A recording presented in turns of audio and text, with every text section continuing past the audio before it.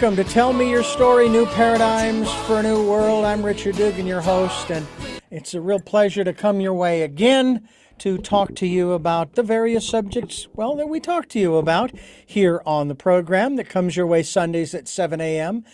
and 7 p.m., Monday mornings at 1 a.m., and we're streaming live at those times at richarddugan.com, as we also have a Wednesday morning 9 a.m. edition. So go to richarddugan.com and you will be able to listen to those as they're broadcast live. You can also go to the podcasts on SoundCloud, iTunes, TuneIn Radio, Spotify, Stitcher, Player FM, Blueberry, iHeartRadio, Amazon Music, and many other locations. We are also on YouTube, where you can watch and listen to these interviews. And of course, we will be linked to our guests' website so that you can find out more about the work that they are doing. Today, we're going to be diving in to an area that, well, I deal with pretty much on almost every program. Not all, but almost every program. And this is going to be one of those rare ones because my guest, though she is an author, we're not here to talk about her book. I hope one day we will. But in the meantime, we're here actually to talk about a very special event that is coming up. And we're talking about BookFest 2022. And I want to welcome to our program today, Desiree Duffy. You are give me the title you have in regards to this BookFest, which apparently has become quite a big deal. Thank you, Richard. I appreciate you having me on the show to talk about the BookFest. And yeah, my relation to the BookFest is I created it. I founded it. It's one of my 3 companies, actually. I started Black Château, which is a marketing and PR agency for authors, 6 years ago. And from that, when the pandemic hit, we all remember what it was like in 2020. And our authors weren't able to do a regular event they do every spring. We always did the Los Angeles Times Festival of Books. Mm-hmm. Have authors come into our booth and do a signing. We'd create press, social media. We'd make a lot of activity around that festival. And so when lockdown started to happen and people couldn't go out and do things in the real world, we created the BookFest. And I always like to talk about the origin story of that, because in those early days, everybody remembers in March, April of 2020, we didn't know how long things were going to last. We had no idea. We thought it was going to be a fleeting thing. Things were just going to be delayed. And so we hurried to put the BookFest together because we wanted people to be able to do something right then and there. And within 6 weeks, we created the website. We invited not only our authors that we represent, but a lot of authors around the world, actually. We have relationships with all sorts of people within the bookish world, publishers and agents and editors, etc. And it was really like, Richard, I like to call it like the story of Stone Soup. You remember when everybody came together and contributed and created soup that everybody could enjoy? It was very much like that. And we had a full day of programming that was panel discussions and conversations. We even did an after party. And on a complete lark, we were just having fun. We were brainstorming just a week or 2 before we were going to do the BookFest. And somebody said, wouldn't it be cute if we had somebody rather ironic read the children's story Goodnight Moon at the very end of the BookFest, kind of like a closer, something that just kind of made people feel warm and cozy. And somebody else suggested, yeah, you mean like Danny Trejo, the guy who played Machete and is always the big bad guy in all those movies. And somebody said, yeah, wouldn't that be fun?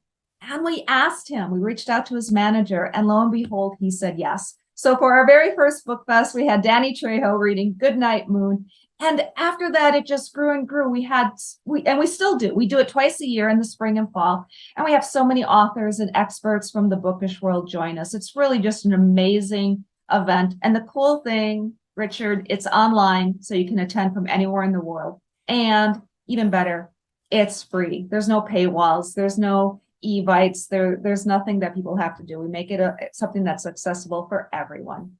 That is very cool, I will tell you. And having interviewed, I'm going to say hundreds. It might be thousands, but I'm going to stick with hundreds staying humble, mind you. The number of people I've interviewed who have had books, who have had second and third and fourth books, and we've had them on the program a second, third, and fourth time, interviewing people for 40 plus years and watching the changes in the top sellers, depending, sometimes it's seasonal, but sometimes it's more a period of time, maybe, a few years in the 80s and then another few years and then into the 90s is another genre and so forth. And each era seems to have its own feel to it from that standpoint. Now, granted, I'm sure that there is a category within BookFest for more spiritual and metaphysical books, more self-help, if you will, more transformational, I guess is more the common word today. And that's what we focus on this program about. And people go, what, and how come she's on the program? What's that got to do with transformation? And I think that the reality is, the reason why we have you here, at least from my perspective, is because you're fostering that. You're facilitating the continuation of people writing. Talk to us about the impressions that you get from, let's just say, first-time authors who weren't authors but attended BookFest in semesters past, shall we say, half years past, what have you, who said, it was so cool watching, and I thought that would really be neat to be a part of that, but also to tell my story, or whatever it is, the story that I want to tell, fiction or nonfiction.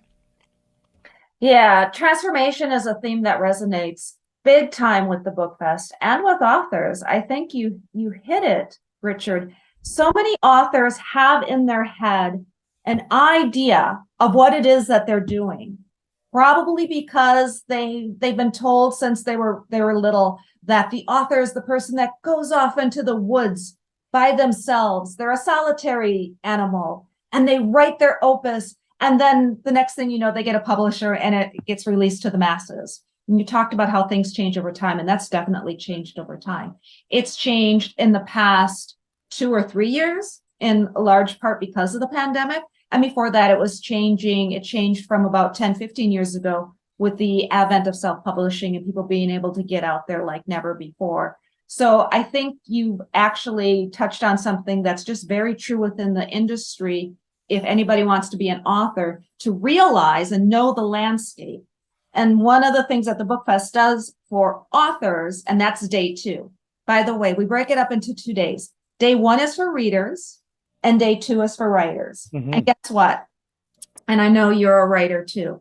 If you're a writer, that means you had to have read books, and you still should be reading books. There's a lot of crossover between readers and writers. It's not necessarily like if you need to hire a plumber and you're like, oh my gosh, plumbing is so great, I want to learn to be a plumber. But when you start reading a book, it's like, that's what draws us in to want to become writers. So with day 2 being focused on the writers, we've done panel discussions about transformational writing, about memoirs. It's really something that's popular within the memoir genre. And many of the authors that we've worked with have had a very spiritual slant to their writing. Even within our BookFest Awards, and I know we haven't really talked about that yet, but one of the most popular categories we have in the BookFest Awards, which is where authors can submit their books. And if you're somebody who reads, you should go there and check out some of the awesome books that are getting honored. There's a whole category for spiritual and transformational books. Books from people from all the different religions too. We're very open and accepting that way. We have a lot of entries that way. So yeah, there's definitely that aspect to the BookFest. I remember growing up as a kid, I was introduced to audibles. However, they weren't called audibles back when I was a kid. They were called recordings for the blind and talking books for the blind. And my very, very, very, very first radio job was with a radio reading service for the blind and visually impaired. And I said, if I were ever to buy a radio station, there would only be 2 formats that I would ever choose. One of them would be the radio reading format, where we would read newspapers and periodicals and books, et cetera, to those who couldn't. And I found out after moving to Santa Barbara, there's another category I hadn't ever thought of before that would fit, and that's the dyslexic. And I'm going, when I first saw the recordings for the blind and dyslexic in Goleta, California, I'm going, what? Dyslexic? What are you talking about? They can read? Well, not exactly, because the code they're looking at is not the code that their brain is deciphering, and that's why they struggle so hard. Now, I don't have any personal experience, so I can't really speak from firsthand, but my wife has dyslexia and was not diagnosed and had a struggle through school. I was legally blind, so she could at least read the code. She just couldn't. She couldn't break it. I had a challenge reading it. And hated reading in school. I mean, it was like the teachers apparently thought that it was perfectly okay to call on me. Richard, would you please stand up and read chapter 3, page 2? No, I really don't want to. And now I'm narrating a mystery novel for the author. So that's quite a path to have traveled. But I want to ask you about that in terms of the BookFest. And you have do you have a workshop yet, or are you planning on having one, dealing with the issue of creating audibles, or for that matter, deciding whether or not the author's book would actually be appropriate for an audible? Because obviously a picture book wouldn't work too well. Mm-hmm. Well, in children's books, as long as there's words, you can turn a children's books into a full book. Yeah. And actually, it's funny that you bring that up, because we do have Becky Parker Geist.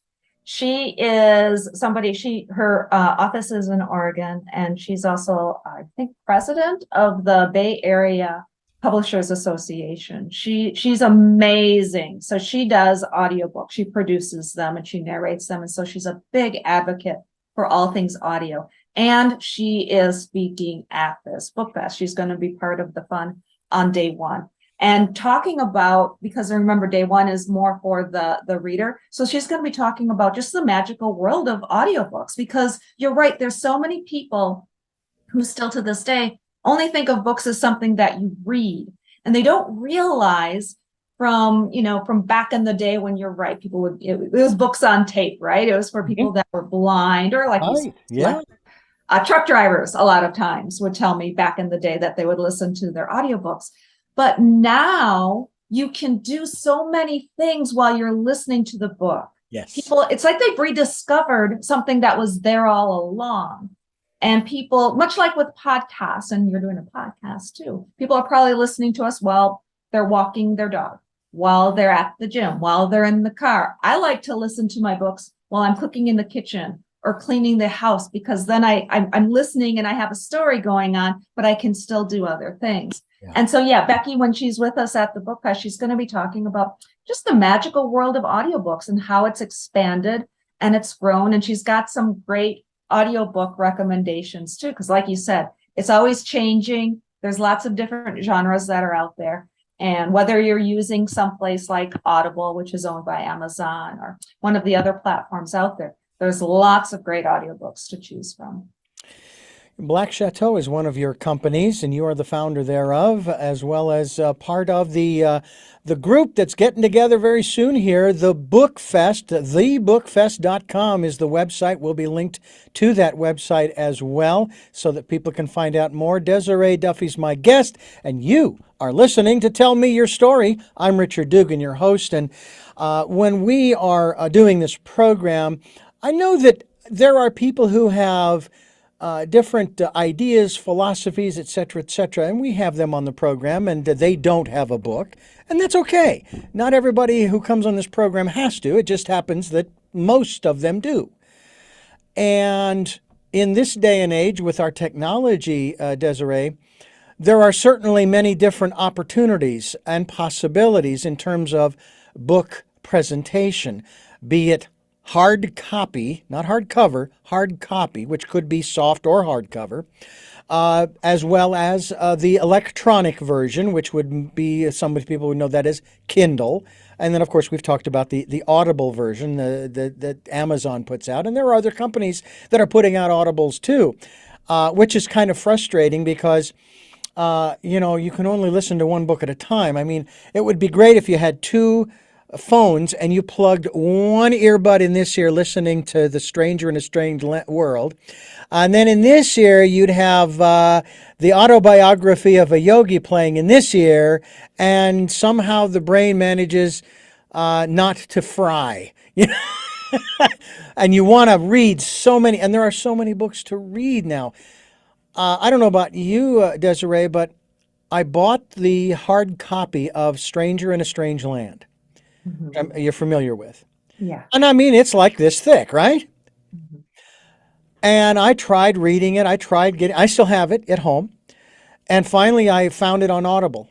And so I bought it with the credits and so forth. And I started listening to it. Wow, this is great, And there were parts I had to go back and I had to reread 2 or 3 times because I forgot. It had been 5 or 6 days since I'd listened, so I got to go back about 15, 20 minutes and read. And the narrator did great with the voices. I loved the story. I hated the ending. And I'm not going to give it away here. But I'm No thinking, spoilers. end it like this? No. Actually, that was probably the best and only way they could have ended it. But it was a great story with great intrigue. I listened to Dune on Talking Books. Mm. That's how I was introduced to Frank Herbert's trilogy, Dune, and the Atreides and the spice and the blue eyes and all of that stuff. And then, of course, you see it in the movies. What are your thoughts? I mean, I'm sure you have seen, even in, let's say, the last 10, 20 years, if that, the evolution of, and I want to kind of look at audibles because I don't know that there's much more you can do with a hard copy or a digital version per se. Whereas with a recorded version, I did a children's book. I didn't record it. I mean, I recorded it, but I didn't read it. The author read it. It was like grandma reading to the kids, and we threw some sound effects in, and then I threw music in, transitional music from chapter to chapter, and it made me cry. I produced it, and it made me cry.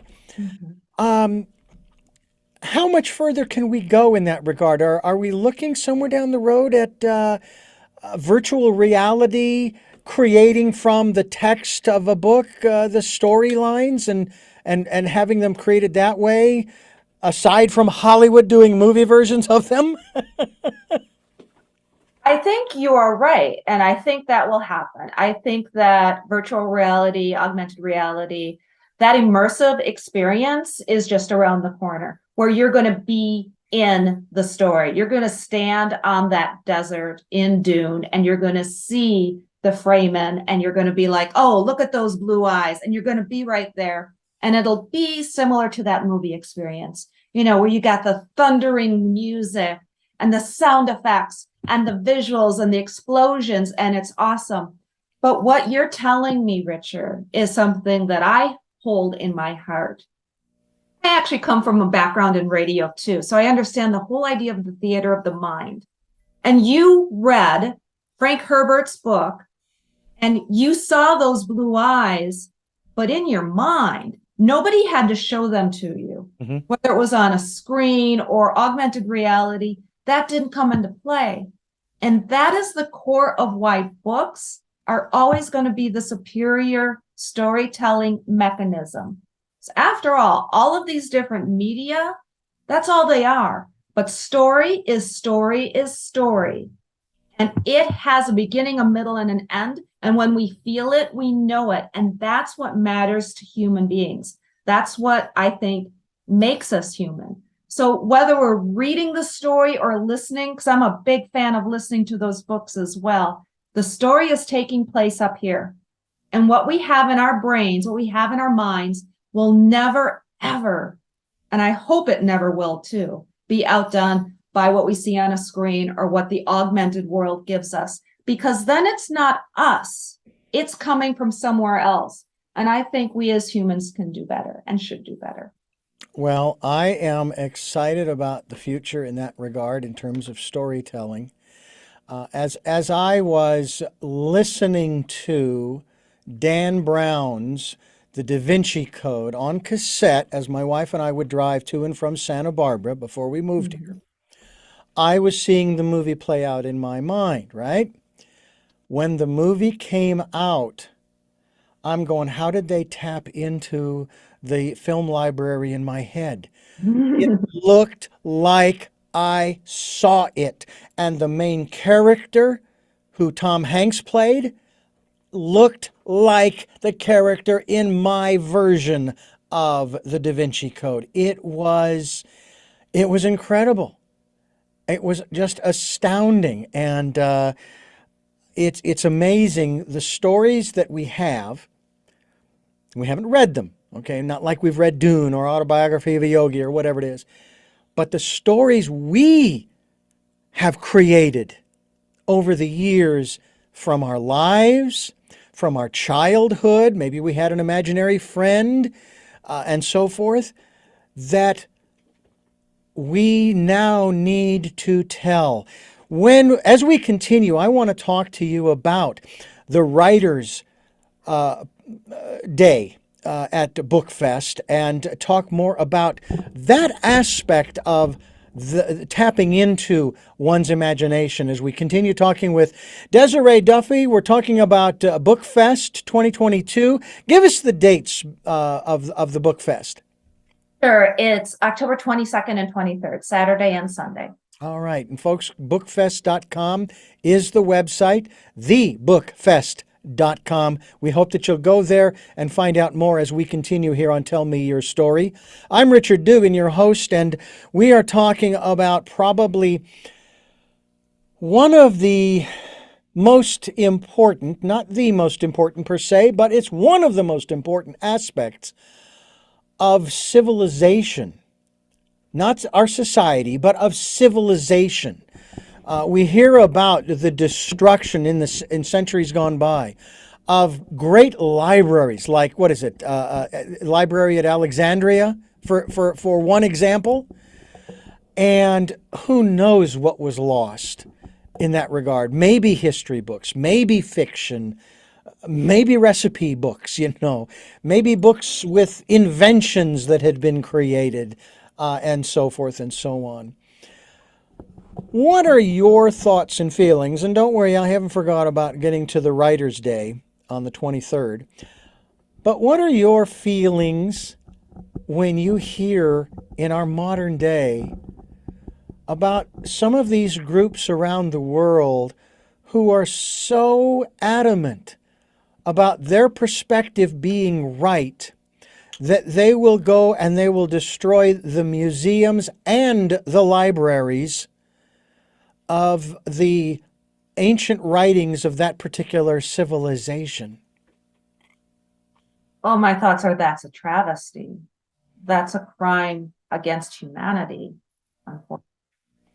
But it's happened throughout history. If you look, you mentioned the Library of Alexandria. Alexandria is in Egypt. And in Egypt, if you look at the carvings on the wall, and if you look at some of the pharaohs, and you can see that at some point, somebody decided they didn't like that pharaoh and they chipped away their face. So that concept of humans trying to rewrite and modify history after the fact, that's part of our history too. And I feel it's a travesty. It's something that's really sad, but maybe I'm Pollyanna in my viewpoints. I like to look at the positive side of things and how much that we've been able to retain and maintain. And thankfully, because of things like the internet, we're now able to catalog and curate content like never, ever before. So hopefully stuff like that won't get lost in a couple of thousand years for future generations from this period in time. Absolutely. I couldn't agree with you more. And hopefully somebody is digitizing a lot of the older works. As a matter of fact, when I find an old book in one of our local bookstores, which we still have a few local bookstores, they're not franchises, I think I look at the information contained within those covers. The older the book is, the more likely I am to trust the information. There was a book that I bought and I lost it. I do have another copy of it, but it's not the original version I had, which was printed on what they call onion paper. It's very thin, but it was a soft cover book. It was called The Communication with the Spirit World of God by Johannes Graeber. And I read it cover to cover. It took a long time, but I read it. I actually lent it to my mother. At that time, she did not like it because it was not real positive about the Catholic Church. Yet, at the same time, I must have lent it to somebody and never got it back. And I really feel badly about that because that was such a beautiful volume. But it was written back in the 30s. And the 1930s, I should say. And I thought, great. And then there's another series of books that were put out in the 30s by a gentleman by the name of Joseph Benner.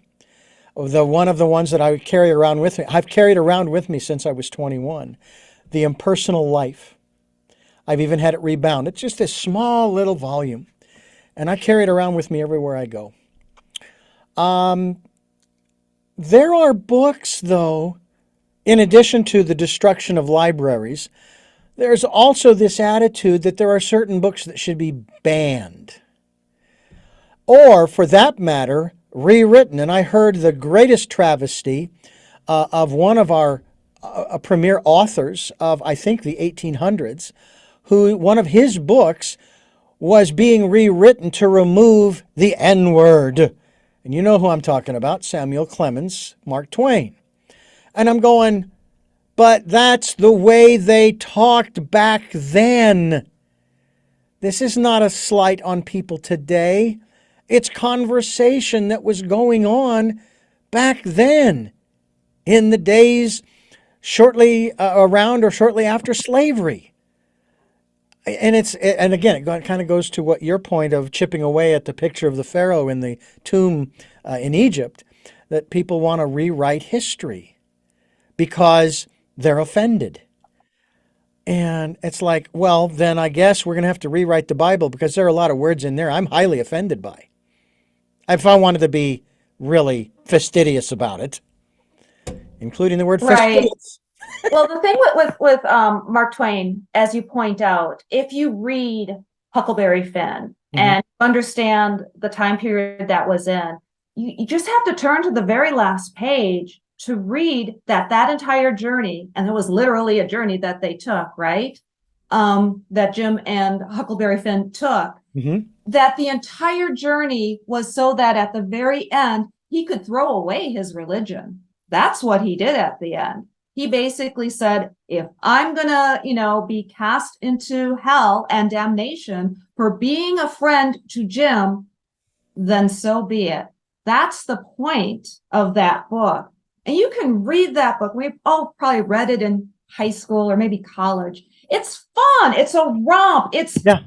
He's such a magnificent storyteller, right? We tend to forget that there's a real powerful message in that. And I think that might be what's happening with people that want to ban that book. And trust me, there's lots of books that people want to ban. And that's actually a very powerful conversation we're having at the BookFest. I'll bet, including the first book ever to be banned by Kindle. Do you know what book that was? I do not know. Fahrenheit. Was it 451? Okay, yes. That's the title of the book. That was the first book Kindle banned. They removed from their library. Now, I don't know if they've returned it, but this was some years ago. The story came out. And in a way, it was really ironic that was the book they removed from their shelves, digital shelves, that talks about, and that's the temperature at which books burn is 451 degrees. It's just like you people have no concept of what you're banning because of the message you're sending because of that book you're banning. It's just like the irony I get it. I get the irony. I don't think they did.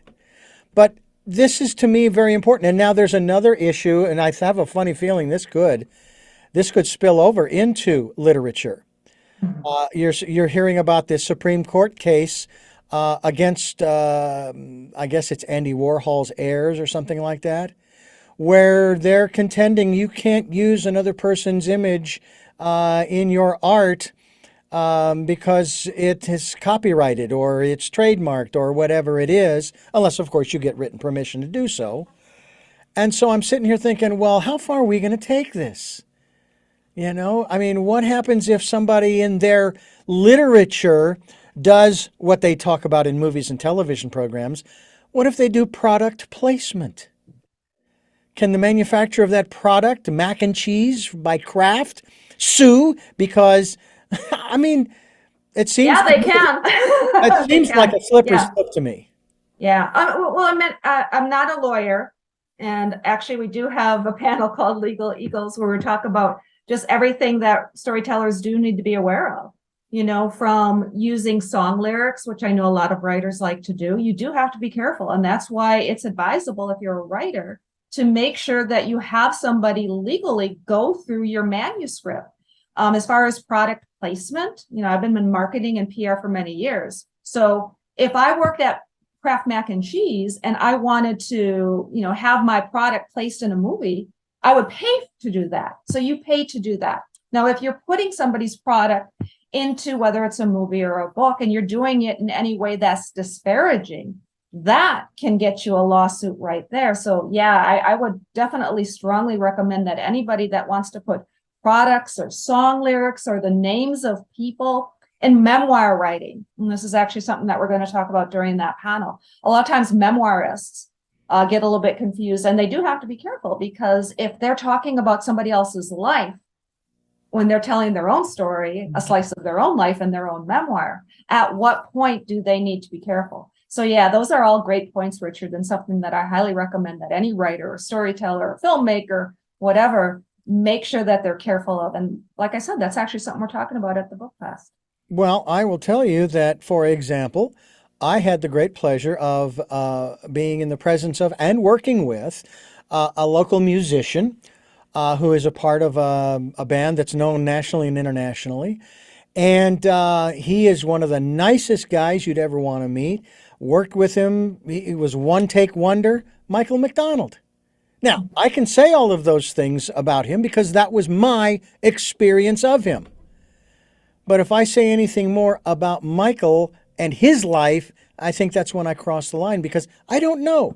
And I will tell you that going through personal growth and development programs, they always tell you that when you start talking about this program that you're in, first of all, we ask you not to divulge the process. Okay, I understand that. Second of all, you only talk about your experience from the first person position, your position. You do not talk about anybody else's experience because you don't know what their experience was. You may have been there, but it's now secondhand. And I guess that's kind of, and again, neither of us are lawyers, and I don't know the laws and what have you, but to me, that would be kind of, metaphorically speaking, where the line might be drawn. Yeah, I can talk about having met him. I talk about my experience of him and with him and what our interaction. But when I start talking about his life and what he's done and so forth, I'm going to stay away from that. I think that's. Yeah, you're kind of, flirting with slander and libel and all of that. Again, I'm not a lawyer. And I always recommend that people talk to somebody before they put something like that into their books. But you have lawyers who are going to be part of the BookFest 2022 coming up on the 22nd and 23rd of October. You can go to thebookfest.com and find out more. We're talking to Desireé Duffy. She's the founder of, is it the Black Château? And Black Château, the BookFest, and Books That Make You as well. And books that make you. And we'll continue doing so right here on Tell Me Your Story.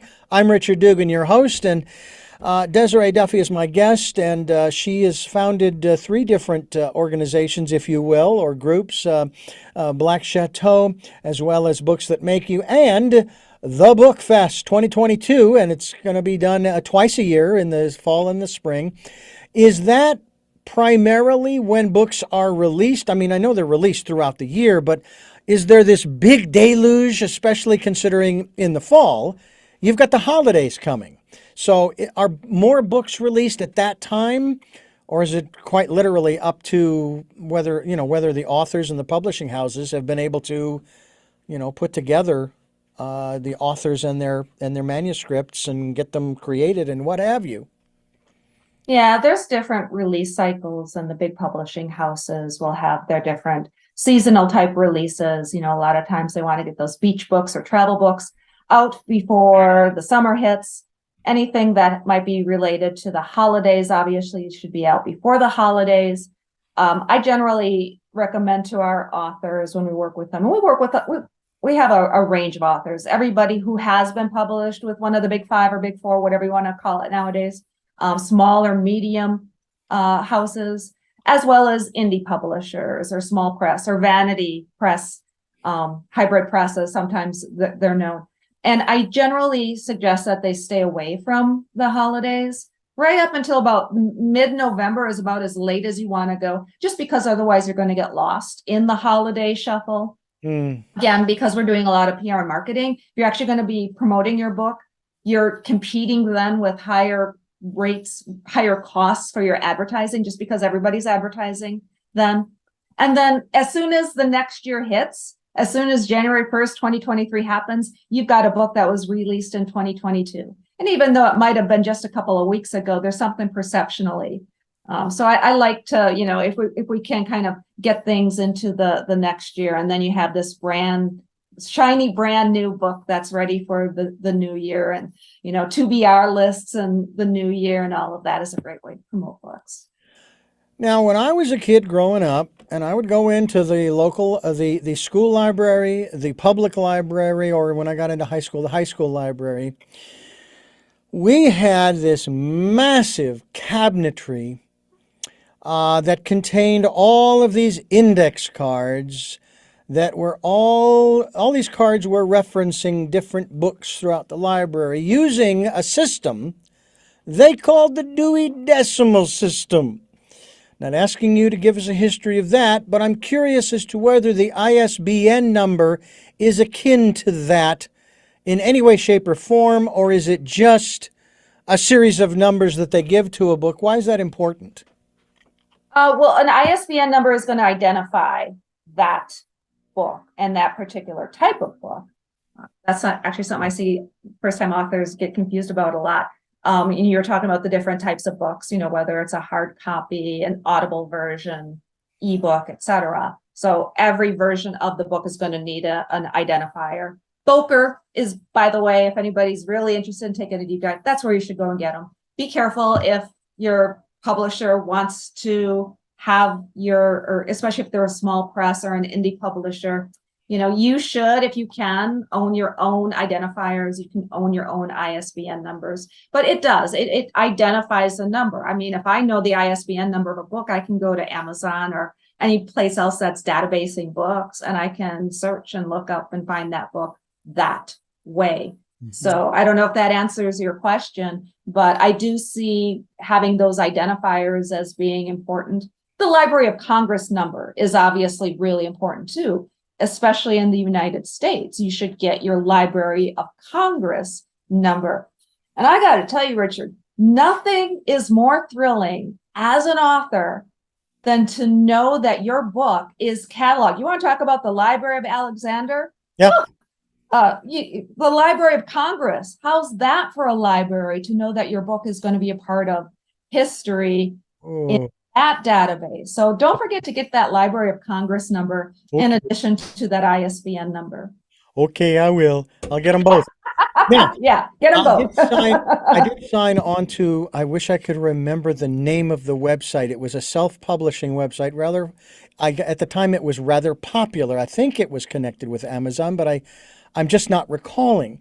And I remember them as I went through the sign-up process and I put my book title in and all that stuff, I think they gave me an ISBN number at that time. That's where I'm going to say don't use theirs. Because if you're a self-published author and you're working, and there's lots of them out there, and Right. don't get me wrong, I'm not saying that they're doing this intentionally. Mm-hmm. But what happens if that company goes belly up?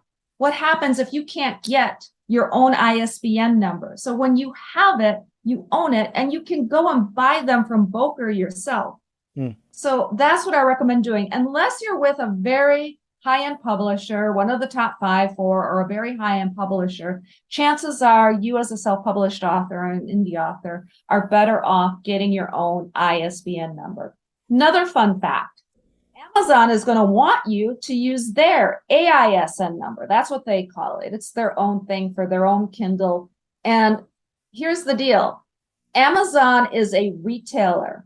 They want to be a distributor. They act like a distributor. They do a lot of things that make authors feel like they can only be with them, but they are a retailer. If you ever want that book inside of a library, picked up by Barnes & Noble, Target, all of those places, you should get your own ISBN number. Sure, for the digital version that Kindle does, you can go with their AISN number and do that. But you should still have your ISBN numbers and go to Boker, go get them yourself. And that way you always control them and you have access to them, because your local library, if you call up your local library and say, I'm so excited, I just released my book. And they say, where is it? And you're like, well, it's only available on Amazon. Here's the ASIN number. They're going to be like, we can't order that, because your library is never going to order a book from Amazon, because Amazon is a retailer. Barnes & Noble is never going to order a book from Amazon because that's their competition. Right. Same thing with Target, Walmart, all of these big box stores that carry books. If you want your book available to the masses, and why wouldn't you, then you're going to want that total control. Can you get both? Can you get the Amazon number as well as an ISBN? Yep. Then you're not locked in. Yep. And you should. Okay. You can get the AISN number for your Kindle version, and you can still do the ISBN number for your physical book or for your ebook that can be available on other platforms. Here's the thing. Barnes & Noble, there's Draft to Digital, and there's different places, Kobo, etc. There's a lot of different places that you can digitally distribute your book besides Amazon. Amazon doesn't want you to even know about those other places. Amazon will never tell you about those places because they want you to just be with them. And they will offer authors things like, being, a Kindle Unlimited author, and you can get certain benefits. In some cases, some authors are very well served doing it that way. It really depends upon your genre and what your goals are in your writing. For example, a lot of page-turning genre fiction type books like romance can do really, really good just being on Amazon, because you've got a good solid audience there, and you got a lot of people that are going to just read and page through and just devour those books.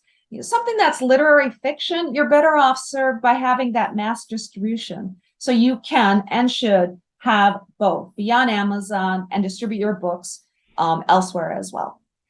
And get your Library of Congress number too. Mm-hmm. Yep. That's got to feel pretty good as well, I'm sure, for others. As you have said, Desireé Duffy is my guest, founder of the Black Château, the BookFest 2022. TheBookFest.com is the website. I'm Richard Dugan. This is Tell Me Your Story. New paradigms for a new world. We're giving you choices and knowledge of those choices to help make your dreams come true. And I think that's part of what BookFest does as well, because probably I fall into the category, to be honest with you, in spite of all of the research I have done thus far.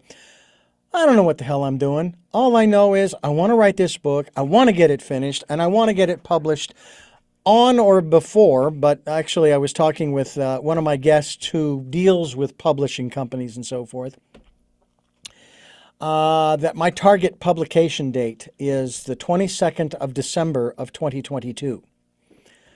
And it is, as you and I are talking, it's about the middle of October. So I'm running out. I didn't realize that. I got 2 months to do something. Mhm. So I'm going to have to move on it if I'm going to even come close. Now, I'm wondering if one wants to get a book published and, like you were talking, have it maybe the end of December so that it's out for the first of the year, a new year book, great way to start the new year, so on and so on, which I kind of feel like my book might be appropriate. If I was to publish without it going through all the necessary steps, and then I find, oh, I should have changed this and this and this and this and this and this, it's a little late, isn't it? Because the book that I publish is going to be the book that's going to be put out regardless. So there's a few things to unpack there. First of all, if you publish a book and you find some typos and you want to change things, you can. You can re-upload your files, and you can do that to Amazon. You can do that on Ingram as well, especially if you're a self-published author with a small press. You can use Ingram Spark. So you can do that. If you really want to make substantive changes to it, you get a new ISBN number and you can have a second edition to the book. So I wouldn't worry too much about that. But from a marketing perspective, I might give you a little sage advice and say, hey, you're going to want to do some pre-launch marketing for that book. That means promoting it at least 3 months in advance and getting some advanced reviews. Chances are your publisher, or if you hire a publicist or somebody to work with you, they can put your book out on NetGalley and all of these other places to get advanced reviews. If you've ever wondered how it happens that somebody is reviewing and talking about a book before it even comes out, it's because they're sent a galley copy. Back in the day, a galley copy used to be just that. That's what they called it. That's why NetGalley has its name. NetGalley's been around forever. And I always say this, I don't work for NetGalley. It's just that they're kind of like the big dog in this realm because they've been doing it for so long. But what that does, sending that ARC, that advanced reading copy or that galley copy out to reviewers does, is it gets people talking about your book before it's even released. And on Amazon, you can put your book up for pre-order. So rather than rush, I get this phone call all the time, Richard. It's one of the saddest phone calls I get. Hi, I just launched my book. Now I'm ready for the PR and marketing. And I can tell you, as somebody who's done PR and marketing for books, no, the time to do all of that was months before, because we would have wanted journalists and reviewers and librarians and bookstore buyers and book bloggers and social media influencers. We want all of those people to have the book in advance to be reading it. I want to be able to take a blurb, a quote that we get from somebody, and put it in the press release. And I'm sending out that press release usually about 6 weeks before the book comes out. You want to be able to have all of that ready for your social media marketing. You want the bookstore buyers, the people that work at bookstores that might be picking up your book in their next buying cycle, to see those reviews on NetGalley and then buy your book. So there's a whole lot of marketing that goes into launching a book before it's even ready to hit the shelves. And, sometimes self-published authors, they get really excited and they think, I'm going to push this book out. I'm going to launch it. And then I'm going to do all this marketing. It's kind of like if you ever gone to the movies and you see that trailer for a movie that's coming in summer of 2023. You can see those movies now, and it's starting to raise excitement, right? When you see the full trailer that comes just a couple of months before it comes out, and you hear that the movie reviewers are talking about this movie because they had some kind of a press screening of that movie. And now the critics are saying this is a movie that you're going to fall in love with, yada, yada, yada. It's the same thing in the bookish world. So I'm going to just caution, giving you just a little sage of advice. Maybe, just maybe, take that book and put it out early next year. And give yourself plenty of time to do the marketing and PR the right way. Well, I will take that advice at the risk of procrastinating, because I've pushed it into January or February. But I'm going to do my best to stay on top of it with all of the other plates I've got spinning. It's one of them, and I need to stay attentive to that as well. And I know that's one of the biggest problems with authors sometimes is the procrastination, they put it off, especially the writing part. They say that's probably the hardest part. All the other stuff's easy by comparison, depending upon, of course, what you're writing and if you get into the flow or you're blocked. You have this writer's block. Let me ask you, what is your favorite medium for reading? Do you prefer a book in the hand, or on Kindle, Audible, skywriting? Yeah, I do. I do Audible, and I listen to a lot of my books. I have different books for different occasions. If I'm going to be lounging maybe in the bathtub, I might have a physical copy of a book in that case. When I'm looking at my clients' books, a lot of times they're sending me digital versions, so I'm reading it on the computer. So I'm a little bit all over the place. But I think if you're going to force me to make a decision, I love to listen to my books. That's the best way. Well, I know a lot of people who love to listen to books, because they like doing other things at the same time. And for me, when I first listened to not just Autobiography of a Yogi, but in particular, it was actually on vinyl, if you can believe that. And of course, there's 33 RPM, there's 45, there were 78s. This was 1 7/8 revolutions per minute. 1 7/8 revolutions per minute. Very slow. So you had 45 minutes aside of the album, and I would build model airplanes and spacecraft and so on and so on. And my mind was seeing the images as I'm working with the plastic and the glue and the paint and all of that. And I have to say, though I don't have any specific memories of specific books with specific models, I can see in my mind's eye where I was as a kid, in my brother's and my bedroom, at the desk where I was building models. And then I would put these little eye hooks, screw them into the plaster ceiling. And in this particular room, there was a light in the middle of the ceiling. I had so many models hanging from the ceiling, we had to put lamps on the desk. So I built a lot of models. When I was living for the first time in a studio apartment. And there I was at the dining room table working on a model, while over there was the record player with the big speaker, and I'm listening to Autobiography, or I was listening to another book I haven't been able to find. I swear the title of the book was Operation Destruct, but apparently it wasn't, because I haven't been able to find it anywhere on the I don't remember who the author was, but I mean, some incredible readers. And I know that'll probably be part of one of the sessions that you will have at the BookFest 2022 here this fall on the 22nd, 23rd, talking about getting the right voice, getting the right narrator, and who will critique the narration, who will, what would you say, what's the word I want? Who will monitor to make sure that the right words from the book, that all of the right words are read, and that they're read in the way that the author intended. And then, of course, that gets into interpretation and all of those things that I could ask of someone who composes music, especially classical music. How are we supposed to play this? How are we supposed to read this, and so forth? I mean, I just had a meeting with my author, if you will, and he was offering his, not criticism, but his critique, his evaluation based upon what he'd heard. And he even acknowledges, maybe I'm being too overcritical. I have to wonder, are authors the wrong person to evaluate an Audible? I think it goes back to self-editing in general. And it is hard. One of the BookFest segments that we do, it's really popular.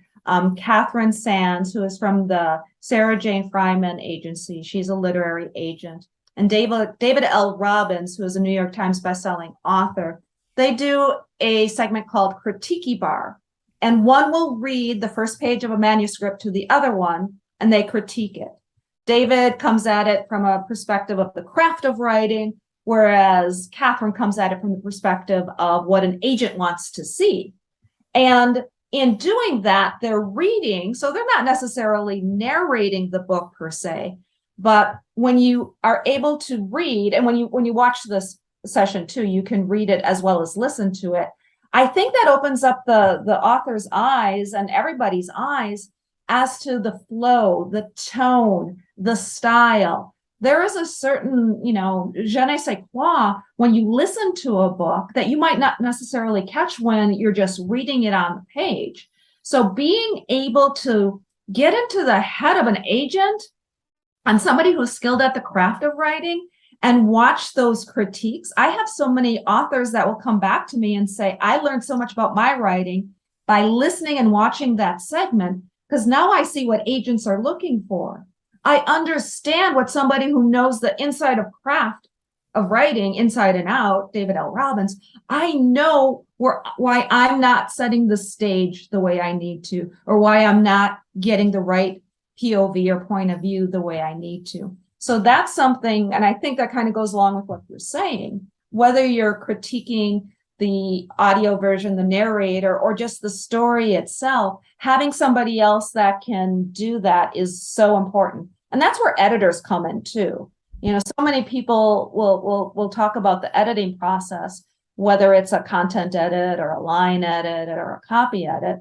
And authors will sometimes kind of skip over or glaze over certain aspects of editing. But editing is one of those things that's, it's just so important when it comes to writing, Richard. However, you haven't mentioned the author in all of this. It almost sounds a little bit like doing a movie treatment of a book, and then you write the screenplay, and then the author comes along and says, that wasn't in my book. What are you doing? And of course, they've got to make it exciting for the small or large screen, so they've got to embellish a little here and there. And the author says, no, that's not the story. That was never in my story. So how do you juxtapose those kinds of things? So story is story is story. It doesn't matter if it's a movie or a film, or it's written down, or it's written in the clouds with somebody that's skywriting. There are certain components that you need for that story. Mm-hmm. And it might sound harsh, but agents nowadays are looking for good storytellers. And there's a lot to be said. Sure, there's, the page 100 is very important. The moment in time where the plot reaches its climax, it is absolutely important. Nobody will ever get there, Richard, unless they get past that first page. And that's a marketing perspective too, because what do we do when we're checking out books? When we're on Amazon and we do that look inside feature and we start reading, we're going to read maybe the first page, maybe. You're standing in your bookstore and you flip it open. You might look to the back of the book, which is important, but you're going to open up and read that first page. So that first page has to grab people.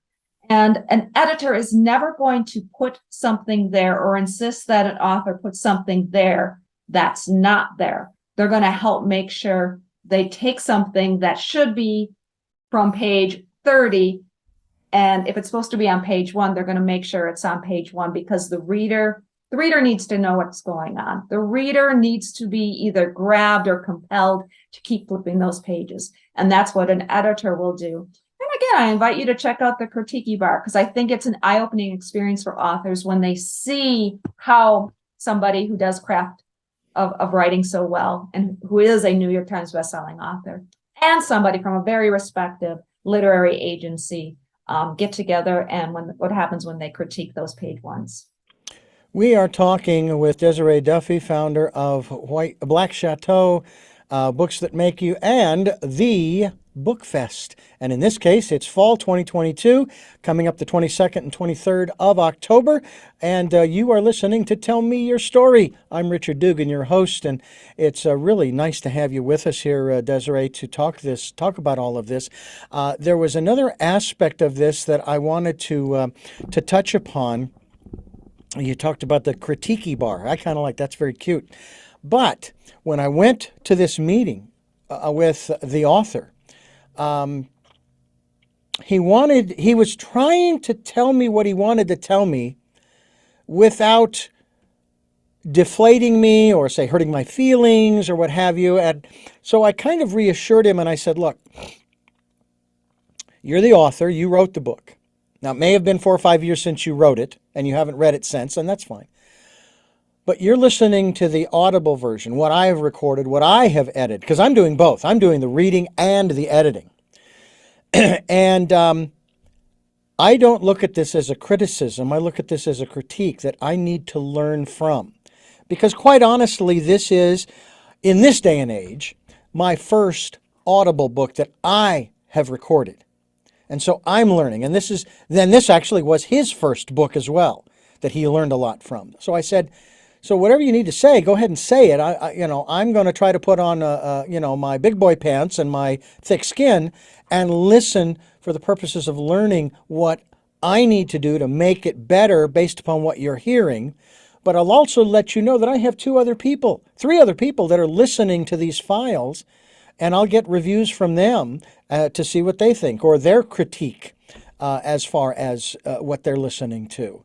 And I said one of them is a coworker and his wife, and the other one may have a little bit of a bias, but she's never held back before, and that's my sister.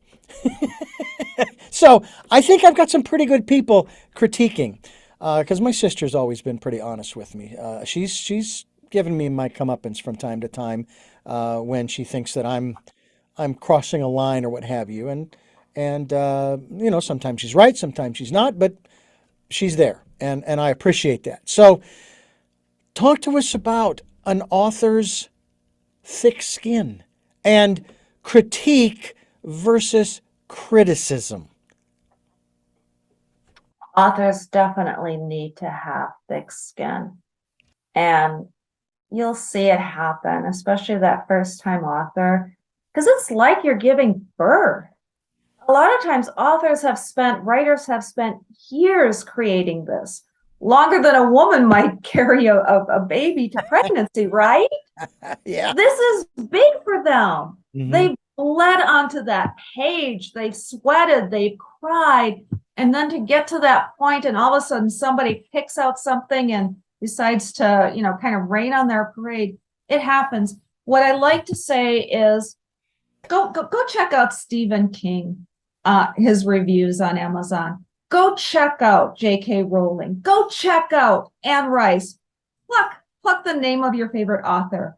They get 1-star reviews from jerks too, or 2 stars or 3 stars. So don't let it get to you to that degree, because I have to give a lot of credit to authors who are brave enough to do that. It takes moxie to put out a book, to basically bare your soul. And if you're somebody like you who's writing about a spiritual aspect, something that's transformational inside themselves, that's even more soul bearing, isn't it? Because you're really putting yourself out there. There's a vulnerability there that I think fiction authors are going to hide behind, because it's not them, it's their main character. And let's face it, almost all writers, at least almost all good writers, they put themselves into their characters, and they can't say that they don't. Usually that main character is an extension of themselves. But they're putting up these barriers, aren't they? That's not me, that's my character. I would never say that. That's my character. But when you're writing nonfiction and you're writing something that's transformative and a memoir and something that's helping other people, that's really the core of you. So I guess I want to say, Richard, to you and anybody else who's in that realm writing, I give you mad props. You should be proud. And yeah, you're going to need thick skin, because there's always going to be people out there that want to tear you down. But just remember, they're tearing down others. There's trolls out there. And with the internet the way it is, there's people out there that they get a thrill out of, making other people's days miserable. And just don't give them that satisfaction, because you've come too far to let them, get under your skin. Now, I don't want to go into an area that you may not want to, but you are an author. You have written a book, or you're in the process thereof, correct? Yeah, I'm actually rewriting it, and I'm going to re-release it. So I'm keeping it very much under wraps right now. Anybody that's ever dealt with Amazon knows that if you try to take a book off of Amazon, it can be tricky to do. So I actually don't want people buying it or going to it right now. Okay. because of the fact that that's actually going to make it more difficult for me to take it down. But to answer your question, I do know this from experience. I do know the writing process. I do empathize and understand with authors, with what they're doing and what they're going through. I get that. And I just work with so many authors and so many people within the world, the publishing world. So, a lot of this is coming from hearing the stories, talking with authors, understanding their pain, taking them on their journey. With Black Château, and thank you for bringing it up. I know I'm here to talk about the BookFest, but we're a boutique agency. That means we're really hands-on. We're not one of these big conglomerates where you're one of hundreds of authors. We have a very small client list, and that's by design, because when we work with somebody, we're working with them almost on a daily, weekly basis. We're talking to them. We're helping them with all aspects of their book and their marketing. So when I say that I know a lot about the author's experience, it's just because I've worked with and been beside them in so many different instances over the past several years. And I'm sure being one also helps in that regard as well. You can say, yeah, I know what you're going through because you've probably gone through it because you're an author too.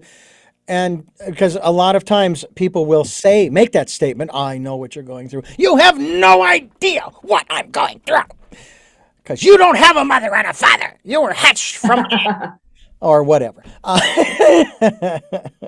But I think it's fantastic that people have the opportunity through the BookFest to find out more about how to write, also in terms of how and or what to read. And I have to say that I've how would I put this?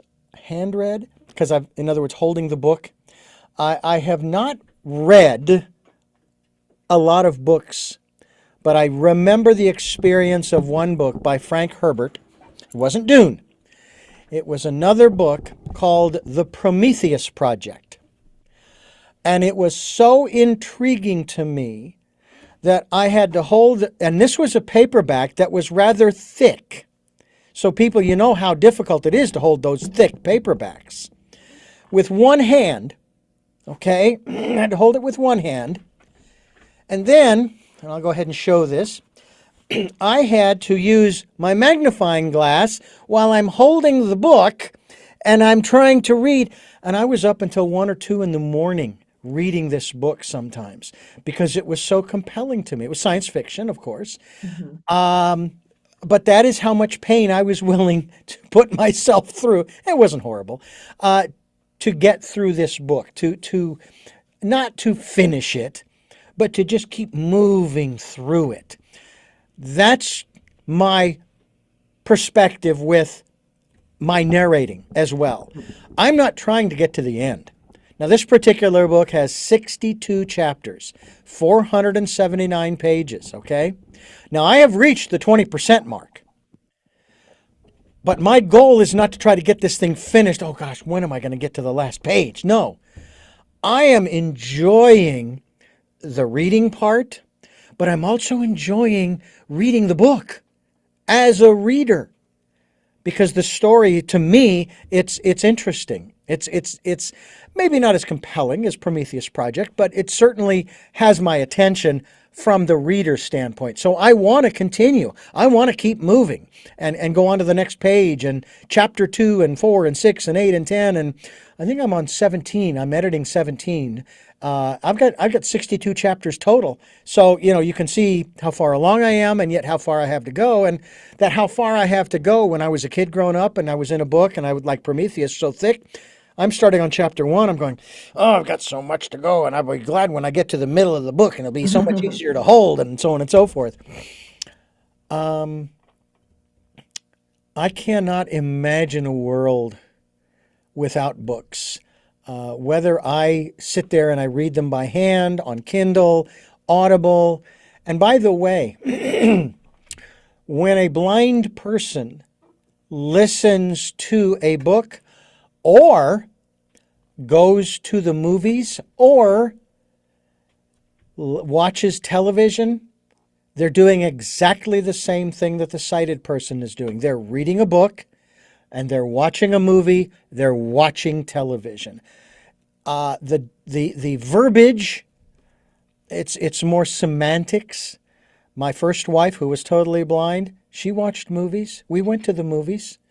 I would describe to her from time to time. Of course, now they have the the descriptive movies where you wear a set of headphones or wireless, what have you, and they're whispering in your ear, so to speak, what's happening as events are unfolding. But with Audible or recordings, you're reading. And so if you say, I listened to, well, okay, maybe accurately, but actually you did. You read so-and-so's book. And I think that says a lot more in that respect. That I read their book and I went into, see, that's what I love about doing this program.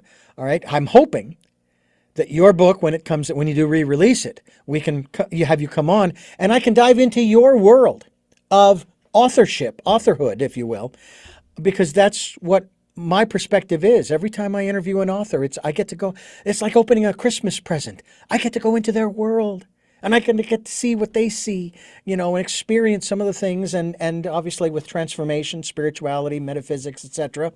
It's a whole nother genre, but it's like, wow, new ideas, new concepts, new paradigms for a new world. And I thank you for helping more people to write their stories, as well as for people to read too. So folks, participate in the BookFest 2022 this fall, the 22nd and 23rd of October.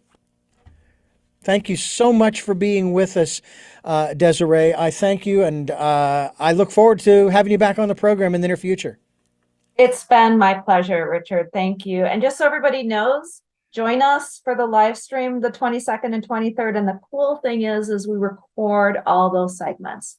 So if you don't catch it, we do curate that content, so you can always go back and watch your favorite videos. And we will be linked to thebookfest.com so that people can do just that.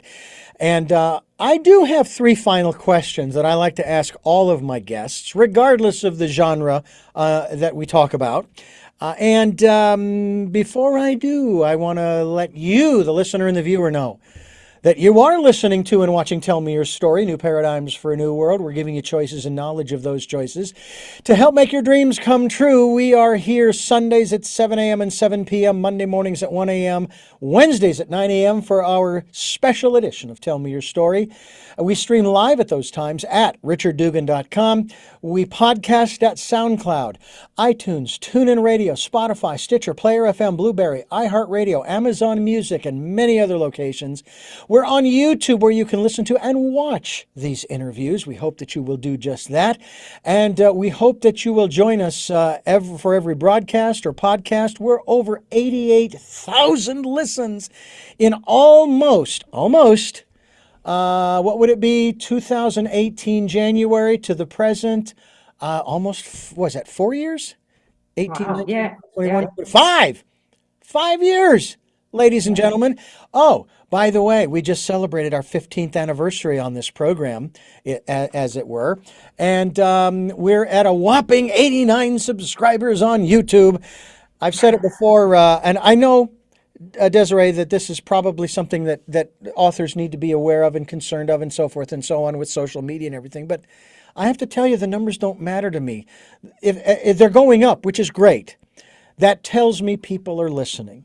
That's all I want, is for people to listen to these programs and to glean from them what they can to make their world a better place for themselves and their families and their communities. So, hey, when we hit 100,000, we'll be real excited. But you know what? That isn't my goal.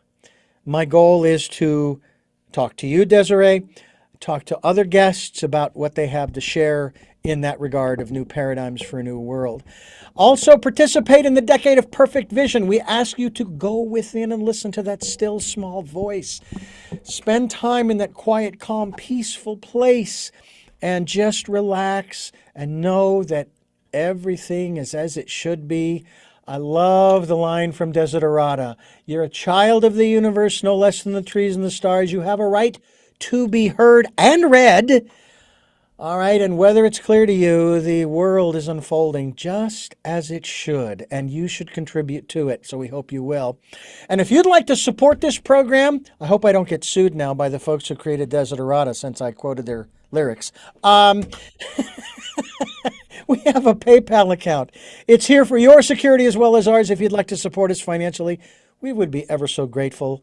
And it will go towards supporting the work that we're doing, paying for the SoundCloud space, as well as the web hosting services and all of the other ancillary things that we have to keep you informed, folks. So I hope you'll do that.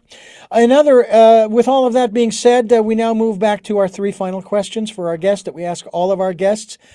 And I've changed up one of the questions following our 15th anniversary program. My first question, same as always. Who is Desiree Duffy? Desiree Duffy is a person who discovered that she is a builder of things 6 years ago when she broke away from the vice president position that she held at an advertising and marketing agency and founded Black Château and discovered that that is what she loved and that's what she needed to do with her life. The next question is still one of the originals. What is your life's purpose? My life's purpose is to help people tell their stories. I realized in 2019 that, yeah, I can put out my own stories, and that's great, and I want to do that. But the reason, and at that time, I got a license to do a TEDx. And the reason behind that was because I wanted to literally give a stage to other people, because I felt rather than me amplifying my one little voice, if I can amplify lots of voices, then I can make a difference in the world. And that's been the same thing I've done for Black Château, for Books That Make You, and now for the BookFest. I'm getting those stories out there because I feel that's my mission. And you are the first to answer the new question. I hope you know the reference from City Slickers, the movie. What was your best day? My best day. I can't say anything else other than the day my daughter was born. Wonderful. That's an easy one. But I do remember that movie, City Slickers. Wow, Good. that was a blast from the past. Good. We were talking about that on another program, and it just hit me. It's like, and again, the universe asks the questions on these programs. I'm just along for the ride, okay? I'm a mouthpiece. And we were talking about that, and I said, you know what? I have a feeling I need to update one of the questions that I ask at the end of the program. Now, you may remember, you may not remember, Jimmy Durante at the end of his programs. Good night, Mrs. Calabash, wherever you are. Mm-hmm. And Carol Burnett would pull on her earlobe. Mm-hmm. Okay? Johnny Carson, of course, in the middle, at the end of his monologue, he would do the golf swing. Mm-hmm. I thought I need to come up with something. So at the beginning of these programs in 2007, I started asking two of those three questions. And changed one of them maybe 7 years ago. And then I thought, and we got to talking about that movie, and I thought, I think that's an even better question than blah, blah, blah, blah, blah. And so from this point forward, that's what we're going to ask.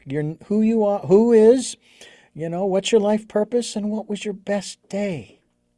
I love it. That's great, Richard. And you have inaugurated that, and I thank you so much for today. Oh, my pleasure. And I thank you, Richard. This has been a lot of fun. Thank you for having me on. You are very welcome. And I thank you for listening to and watching. Tell Me Your Story, New Paradigms for a New World. We are giving you choices and knowledge of those choices to help make your dreams come true. Until our next broadcast, podcast, videocast. Love to Lal and Jeanette, I am listening.